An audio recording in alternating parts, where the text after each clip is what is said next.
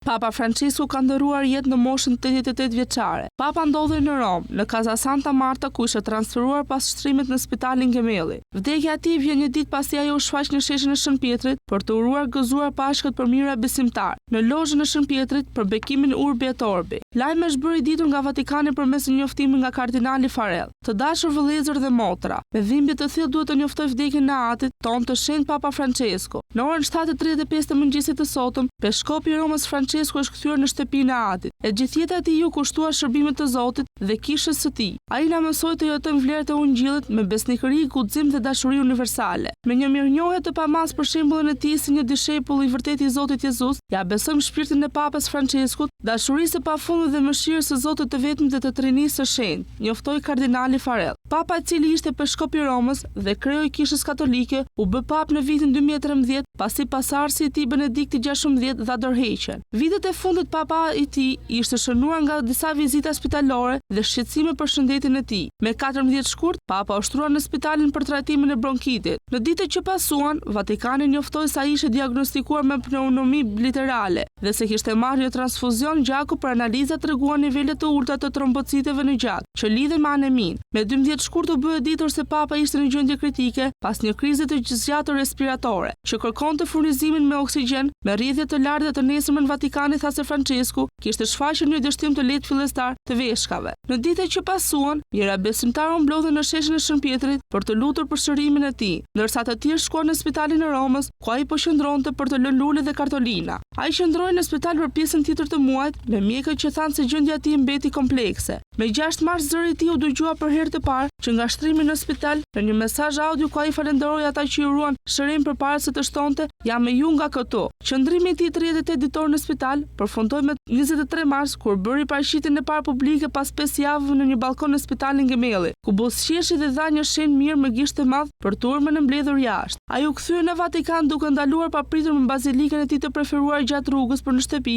përpara se të nisë 2 muaj pushim dhe rikuperim të përshkruar nga mjekët. Mjekët thanë se Francesco do të kishte një dispozicion oksigjeni, shtesë dhe kujdes mjekësor 24 orësh sipas nevojës. Duke shtuar se ndërsa infeksionet e pneumonisë ishin trajtuar me sukses, ai do të vazhdonte të merrte medikamente orale për një infeksion korpurdor, në mushkëri do të vazhdonte terapien respiratore dhe fizikale.